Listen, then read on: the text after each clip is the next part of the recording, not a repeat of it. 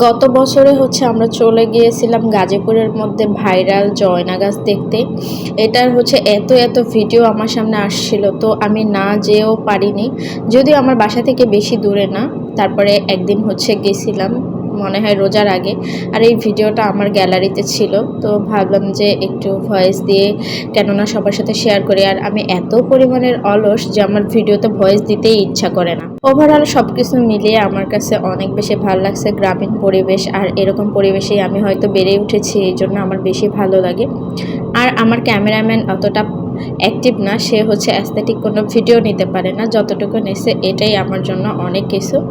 তো এখানে হচ্ছে ওই দিন আরশ খানের নাটকের শুটিং ছিল, যার কারণে লোকজনের চাপ একটু বেশি ছিল। পরে আমরা হচ্ছে অনেকক্ষণ ওয়েট করার পর যখন সবাই চলে গেছে তখন একটুখানি ভিডিও ক্লিপ নিছি।